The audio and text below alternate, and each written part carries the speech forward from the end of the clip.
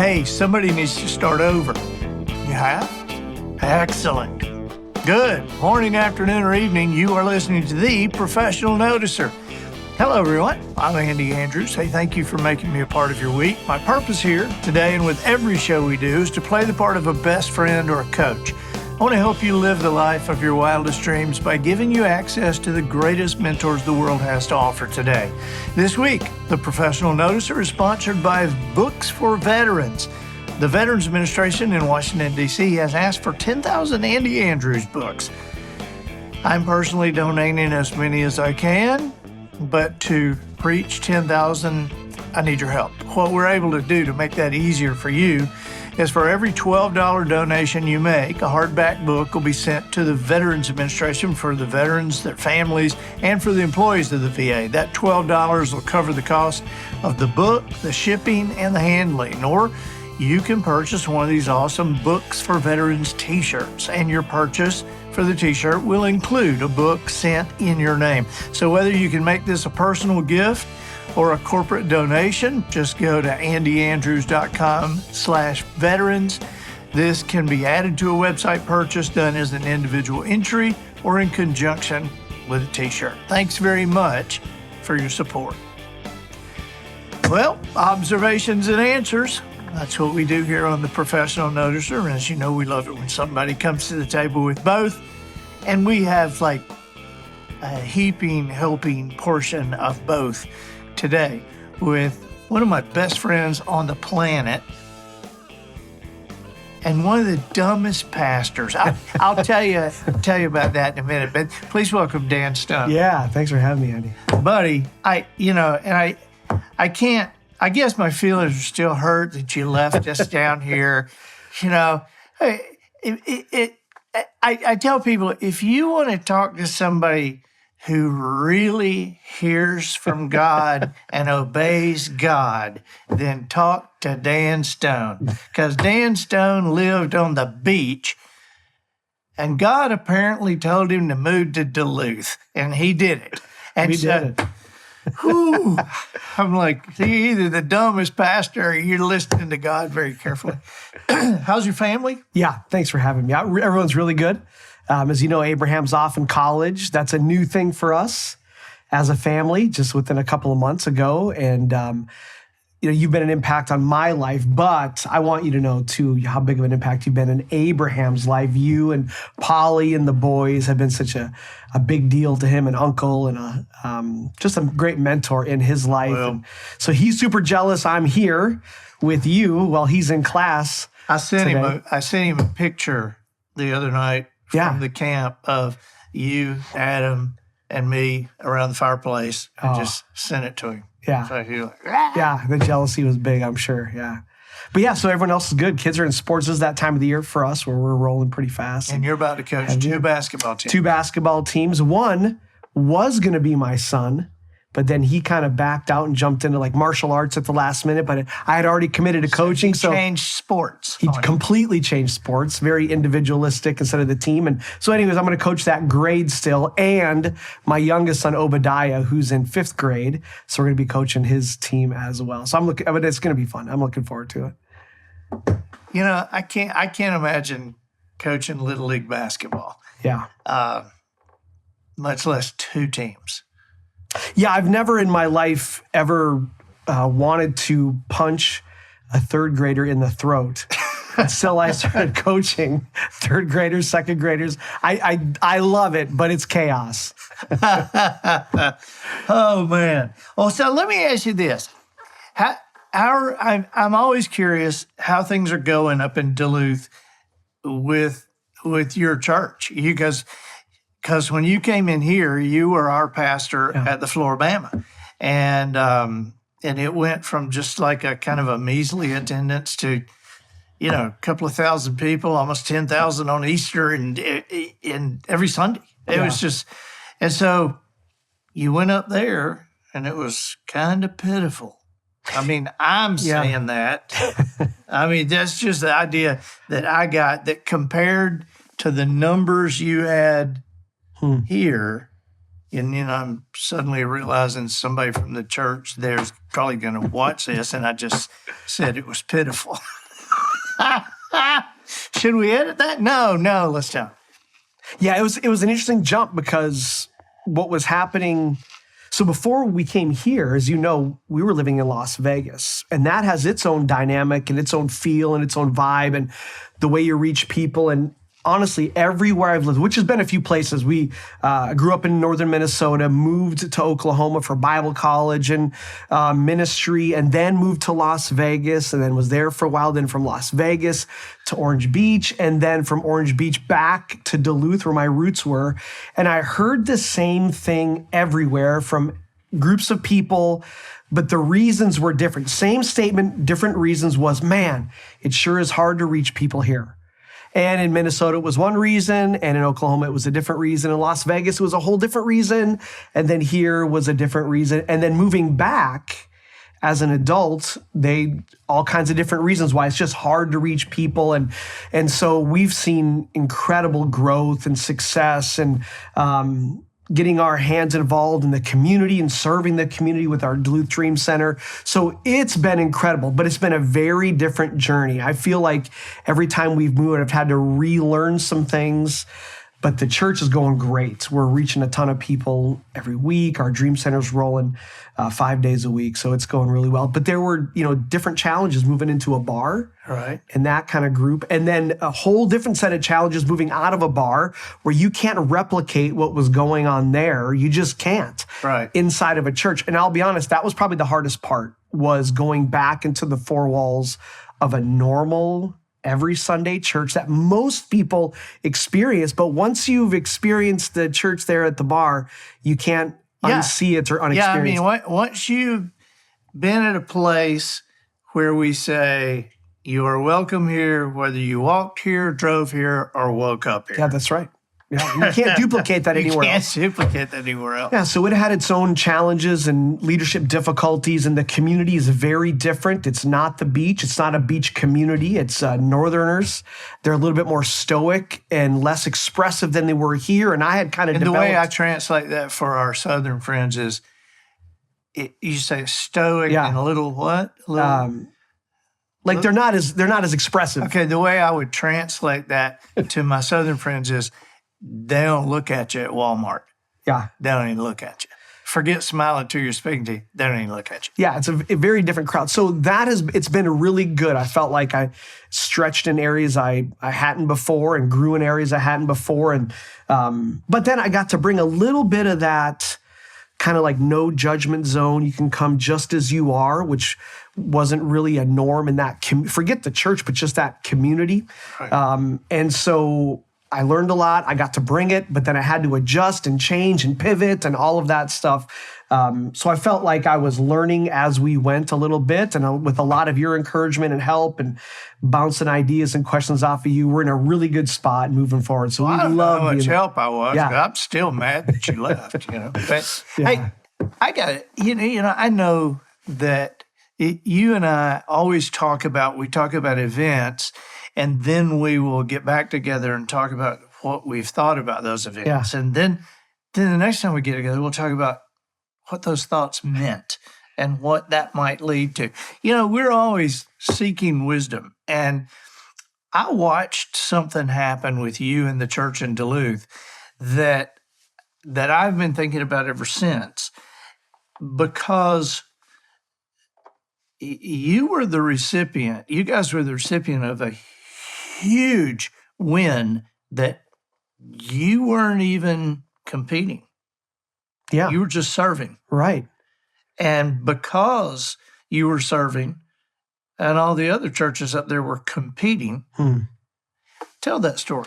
Yeah, you're talking about the Duluth Dream Center. Right? The Dream Center. Yeah. So how many thousand square feet? 40,000 square foot church building that we were gifted with no strings attached. It was this incredible miracle. But how did it start? Tell me how it started. So we knew we wanted to be in the Hillside, which is the roughest, kind of most underserved part of Duluth. We didn't know how or what that was going to look like. But fortunately, I'd been a part of something like that previously when we lived in Oklahoma, launching a Dream Center in the North Tulsa area. But I had that on my mind and just kind of prayerfully thinking about it, talking with the board. If there was ever an opportunity, we need to be there. It's the most underserved area. So we just kind of had the most dangerous part of town. Without question, yeah. And there's been lots of attempts to help and to serve, but I feel like it's a little bit worse than even when I grew up there. So those attempts have not, it doesn't seem as if they've come to fruition whatsoever. So we had our radars up, but we weren't in hot pursuit of anything. It's an older part of town. A lot of the buildings are falling apart or they're going to cost a ton of money. We just were not in a spot to be able to spend a bunch of money on a building as the starting point and then start serving the community. So I got a phone call from a church that it's the first ever church started in Duluth, First Presbyterian Church of Duluth. So well over 100 years old. Well, 150 plus years old. Wow, okay. There's some roots tracing back to Abraham Lincoln about him sending a land manager, that land manager starting a church, which eventually became First Presbyterian Church. And they had built this building in a few phases. One beautiful phase, the first phase, sanctuary and offices in 1891, and then an addition in 1913, and then another addition for children and youth in 1955. So it's a staple in the community. The bell tower sits high above a lot of the buildings. Massive pipe organs. Enormous, like one of 3 or 4 pipe organs of that brand still working. It's got beautiful stained glass windows, which what used to be in a very, like a well-off part of town, which has now fallen apart around this building. So this building is like, it's an anomaly. It doesn't fit. You look around, the building just doesn't fit. Because it's big stones. Yeah, big stones. It's beautiful. And then there's a lot of stuff falling apart around it. Well, the church had gotten to a place where it knew it needed to move forward, but they weren't the one. The congregation of the board weren't going to be the ones to move it forward. So they began a search that no one was really aware of on what to do with their building. They had options. The building, of course, they could sell it to a developer. They could outright sell it and maybe move to a different location. But when we got involved, we had no idea the conversation was in the background to gift it. We didn't know that was part of even the conversation. They reached out, asked if we were interested in the building. I said, this is the position we're in. We had just moved there, basically. We had just started to see some momentum. So I felt like any finances or attention we took away from what we were doing was not going to be beneficial for the church, and we wouldn't be able to maintain this building. So we just couldn't afford a 40,000 square foot building anyway. No, and nowhere in the city, let alone in that area. So we kind of said no, and then they kind of went back and asked us, well, if you were to have a building like this, what would you do with it? Which in our conversation was, are we going to go down this road because we're not buying this building? Which is kind of what they made it sound like, that it's up for sale. We're not interested, but we just wanted to serve the community. And so we began the conversation. This is what I think we would do. And if I were you guys, this is what I would do. And that turned into could you put that in an email form? And you're like, oh gosh. Yeah, right. And it was a lot. I mean, it was 30, 40 minutes of just dumping ideas. So I put it I spent a couple hours putting it in an email and sent that off. And then that turned into another conversation. Along the way, my whole thought. And you didn't know they were talking to other churches too? No, did not know. It was, it was very like, well, maybe you could help us. And I kind of felt like I was just giving them some ideas. Maybe here's a couple ideas that you guys could do. And so we began to I began to really pick apart that area. I felt like the best way for that building to serve that community was to do just that. Just serve it. Don't try to build anything. Don't try to be a church. Don't try to be a church first. Just serve it. And maybe a result of that could be growth of a church because they're going to need maybe some spiritual encouragement. But if that's your lead card, you're there for the wrong reason. So, all right, no, wait a minute. I know that there were people that heard you go that, what, and they're jerking right now. So if your first thing is to go in there with spiritual, you're there for the wrong reason. Unpack that. Yeah, I think there is. So here's what I think happens too often. And I'm just talking in the church world, but I also think in general leadership, that our point sometimes is to build. So in the church world, it's let's build a church. And maybe that community desperately needs one. Agreed. And then if we've got some leftover finances, maybe there's little room in our budget, or we've got some volunteers that we're not already overworking on Sunday, we got a few extra, then we can recruit a few more volunteers, throw together a little bit of money, and then we'll do the best that we can with our leftovers to serve the community. Right. So, which in my, that's the strategy. That's what most people do. That's how it usually works out. And some churches that have that are real outreach focus, maybe it's more than just a little leftovers, but it's usually not the point. It's not the point. But if you were That's a great way of putting it. Yeah, but if you're to ask the leadership, why are you building a church? That would be their point. That would be one of their top 2 or 3 talking points. Well, we want to come into the city and reach the city and serve the city. But usually what happens is they build a church, and then with some of the leftovers, they reach the community, in which they said, in the first, ask them, their first reaction was, no, we're here to serve the city. And in no disrespect to any pastors that's their plan, but what it looks like is you're there to build a church and hopefully then serve the city. You want people to come to you, and then if there's some budget money left over, then you serve the city. You want to build a great church and a great kids ministry and a great youth ministry, all of which are valid and good pursuits. But if you're really there to reach the city, then start with reaching the city and then the byproduct. So that was our plan. Our plan with this building was, if we were to have a building like this, priority number 1 is we serve the city. And I don't know what the result of that might be. One example was we started trying to just listen to the community. What do you need? The first, wasn't even on my list of top 10 things, was haircuts. Never crossed my mind. My immediate thoughts were food, right? Clothing, school supplies, and those things were needed. I would have never put on the list haircuts. And if you're a family that doesn't have a lot of money, you've got several kids, haircuts are not cheap. And if you're not doing it yourself with the Flowbee, then that's an inside joke with Andy and I. But it's because I cut my hair with a Flowbee, and he knows it. One of my favorite moments on the Blue Plate special during COVID, when everything was shut down, right? I typed in a question while I was watching it, because no one was getting their hair cut. My hair was crazy during COVID. And it was, Andy, who cuts your hair during COVID? That was pretty great. Anyways, so this haircut thing came as a result of serving the community and then listening to the community. It was a byproduct of asking, how can we serve you? Not, we're going to build something and if you come, we'll serve you. Yeah. So that was my conversation with them. And it was not a very strategic move on my part, because in my mind, they're thinking, we're going to give this to a church who's going to continue the church legacy here. So, I mean, this going to build a congregation. Yeah. Yeah. And 3, 6, 9 months of this back and forth and a little bit of radio silence. And they then revealed to me they were talking to several churches about the same thing.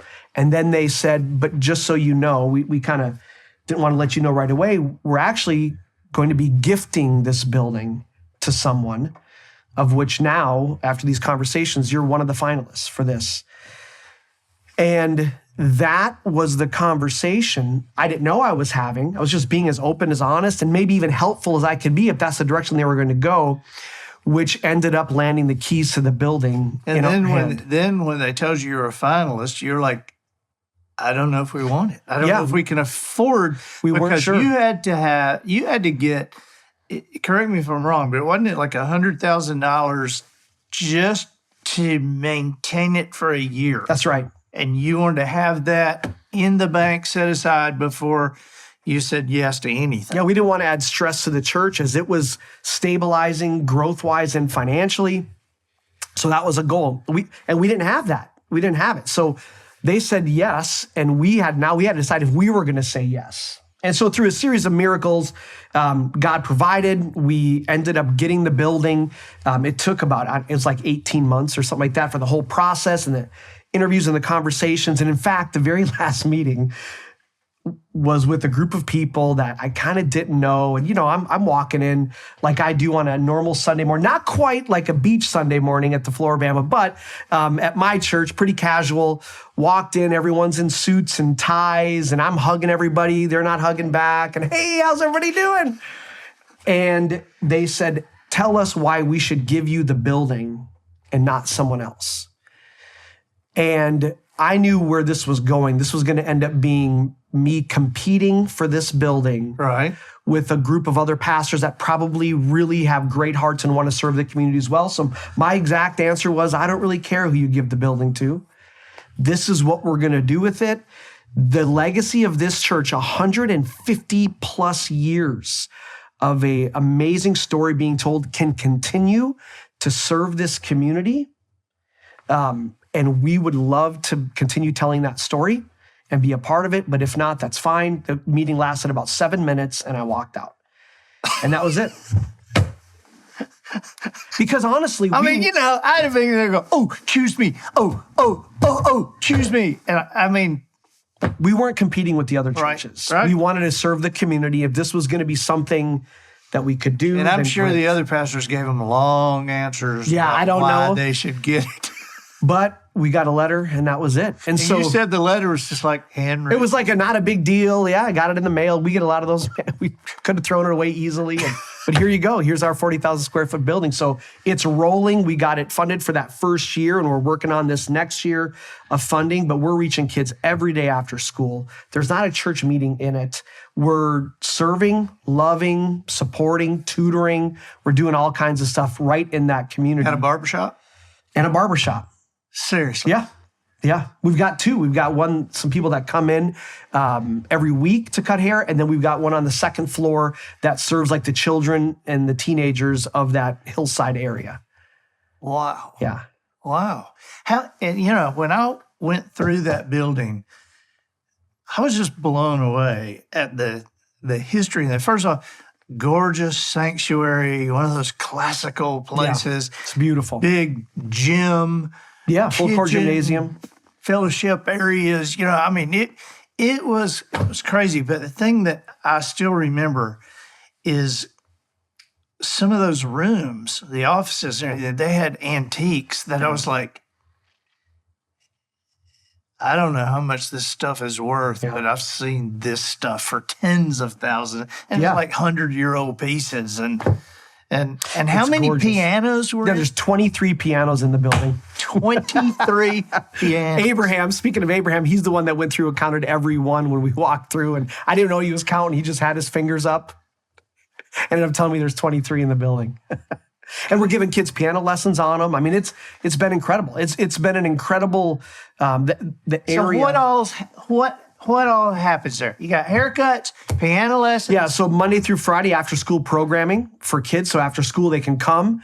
It's a free program. The kids are coming. Like what do they do? Yeah, so they're playing basketball, they're playing sports. We've got a connection with the local arena football team. They've come and they've thrown the football around with the kids. We've got other athletes in the community coming in and hanging out with the kids. We've got art classes starting up within the next couple of weeks.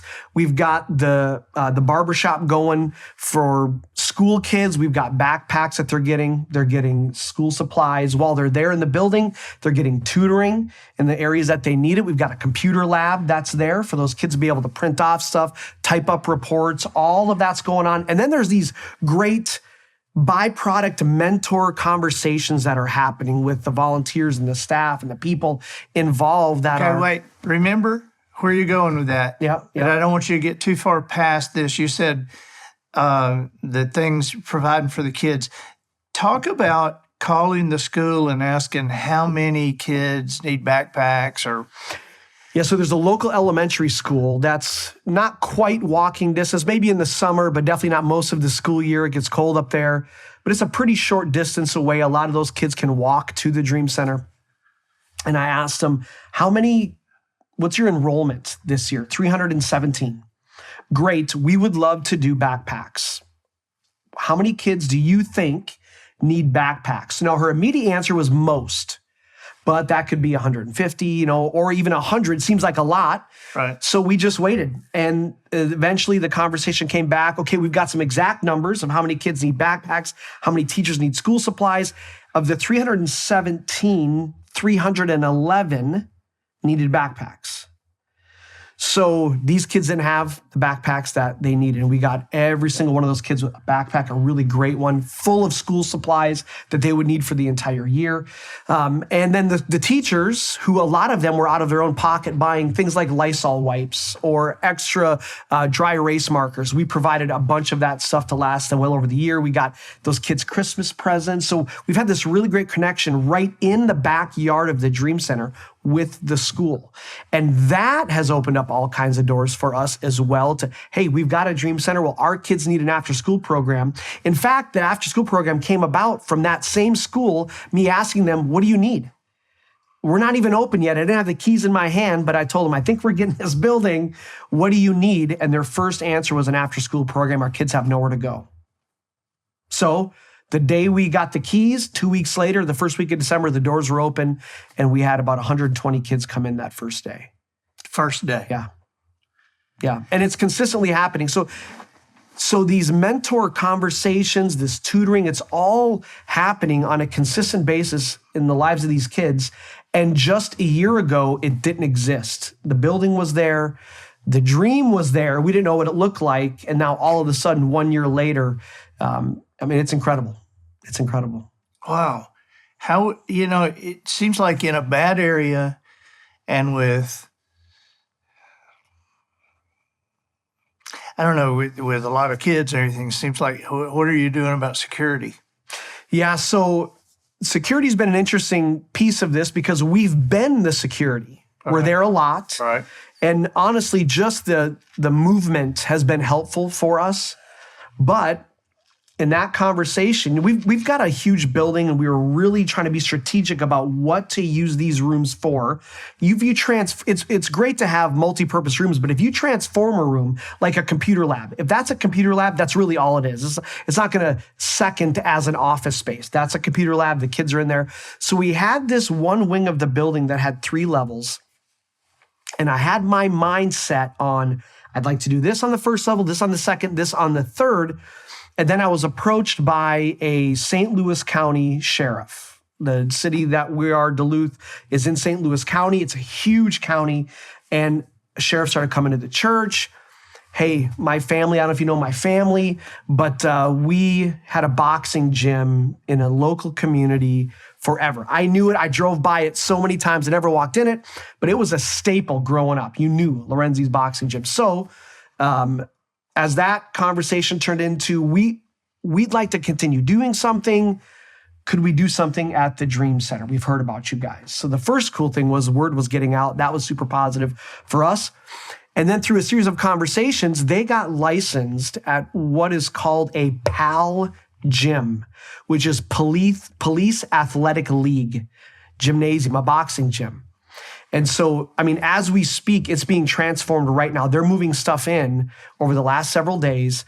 And that third floor, which I had my mind set like, I think I'd like to do this with it. But again, I let the community kind of tell us the needs and the opportunities.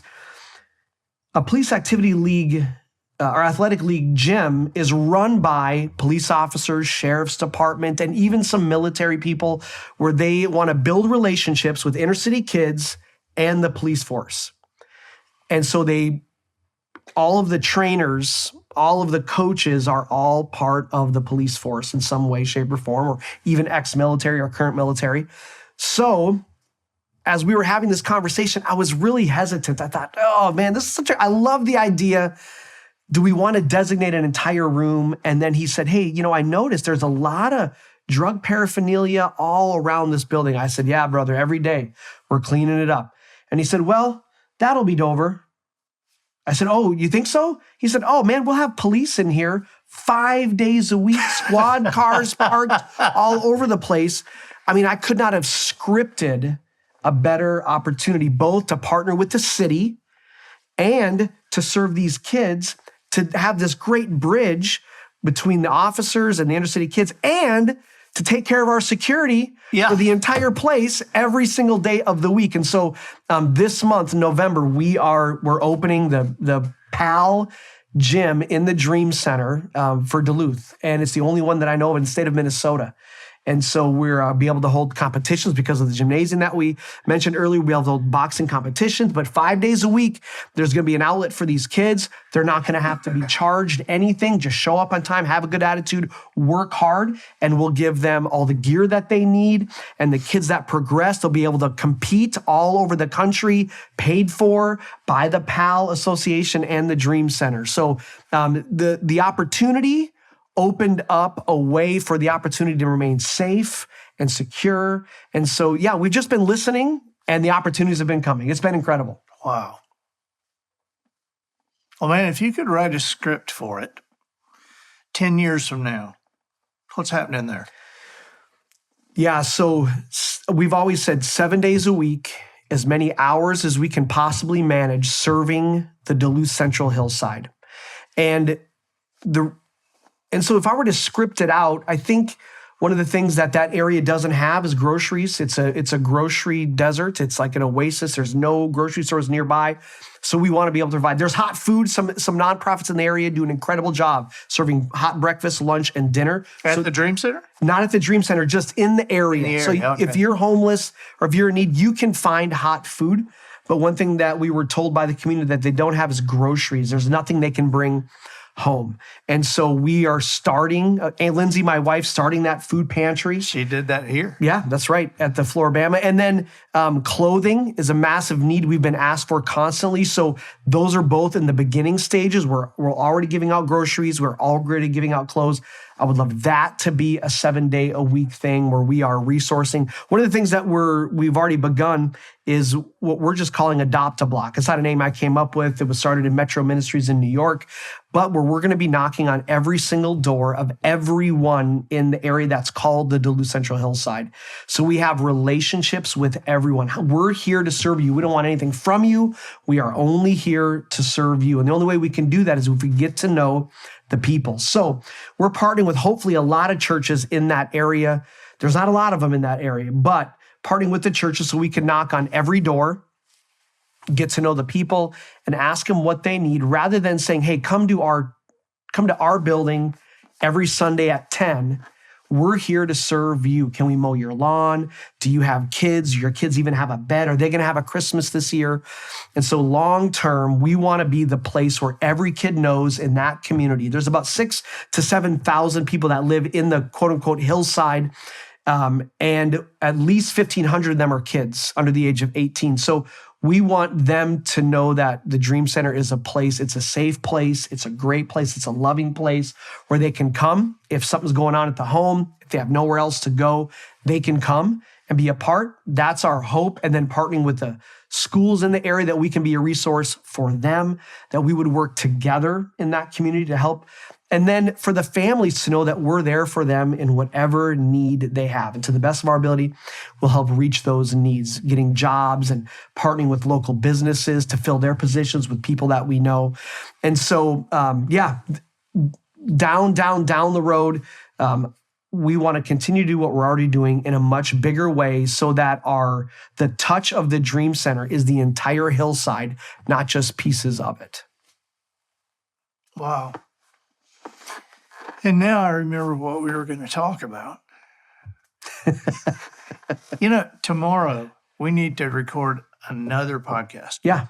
Okay. Okay. Because I still want to ask you about, what questions young adults are asking you now.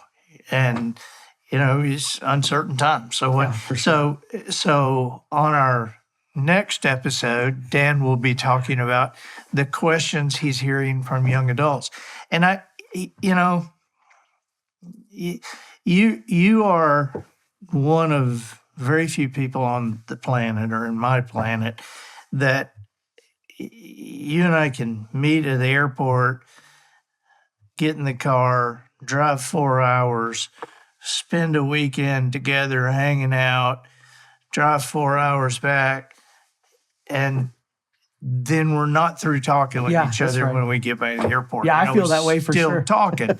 And so I hadn't meant to cover the Dream Center today, but I'm so glad that we did. Yeah. And it never even occurred to me until a couple of minutes ago to just say to people, if you want to kind of watch this grow and if you want to be a part of it, certainly. And so we'll put on the show notes. Right. How do people contact y'all? Yeah, DuluthDreamCenter.com. That's it. Just go there. We're doing stuff for Christmas right now. Hats and gloves, very easy. You can give towards it, or if you're local, of course you can bring it, but you can give towards it. We're getting every kid in the Hillside hat and gloves. I mean, it's going to get cold. Right, it's going to be sub-zero for a lot of the winter, and these kids that didn't have backpacks, the odds are a lot of them are not going to have hats and gloves. And we asked them, "What do you want? What do you guys want?" And hats and gloves was the number one conversation that we were getting. They're not cheap, and if you're rough with them a little bit, playing outside like most kids in northern Minnesota do, even when it's cold outside, they rip and they need more. And so we want to be a resource all winter for those kids to have them, so they will not go without until spring hits. So yeah, I can give towards that. But then in general, everything you need to know right there on the website. Man, I'm just thrilled about that place. And I guess I'm a little less angry about you leaving, knowing that I shared you with those little kids. Anyway, thank you for being here. Oh, my honor. Thanks. And thank you for, you continue to be a huge influence, not only in my life and Polly's life, but you are a massive influence in the lives of our two young men. Oh, I love those boys. So I just appreciate you more than you will ever know. And so we're going to do another conversation tomorrow. So next week, you're going to get Dan again. All right. I'm Andy Andrews, the professional noticer, harnessing common sense and wisdom to plow through challenges all the way to an answer for you. And I think that'll do it for this week. Get us out of here, Matthew. So, ladies and gentlemen, and to the boys and girls who aspire to become ladies and gentlemen, we have reached the end of another episode of The Professional Noticer. In a world where common sense has become a superpower, I'm harnessing that tiny bit of mental energy I have for you. Seeking wisdom, making observations, and endeavoring to answer tough questions in a way that will empower your family and your business. I'm Andy Andrews. Until next week, goodbye. This episode of The Professional Noticer was produced by Matt Limpert. The Noticer theme written and performed by Sugarcane Jane. Hot air balloon rides for the cast and crew provided by Twinkle and Smoke of Beverly Hills. Additional financial consideration provided by Artificial Aspartame. If you've ever consumed NutraSweet Equal or Sugar Twin sweeteners, you are aware that these are just branded names for aspartame, a chemical ingredient widely used in various food and beverage products, including soft drinks, chewing gum, and breakfast cereal. You're also probably aware of the health risks inherent in the chemical aspartame. That's why artificial aspartame was created, to sweeten your food while keeping your family healthy. Artificial aspartame is first harvested from South American cane fields, where juice is extracted from the stalks, then clarified to remove impurities and evaporated into a thickening liquid. The liquid is boiled to crystallize the artificial aspartame. Finally, the crystals are separated from the remaining liquid using a centrifuge and then dried into granules for packing. It's the new taste sensation and a healthy, sweeter alternative to Equal and NutraSweet. Get some today. That's artificial aspartame. You can order it online by searching our brand name. We call it Sugar.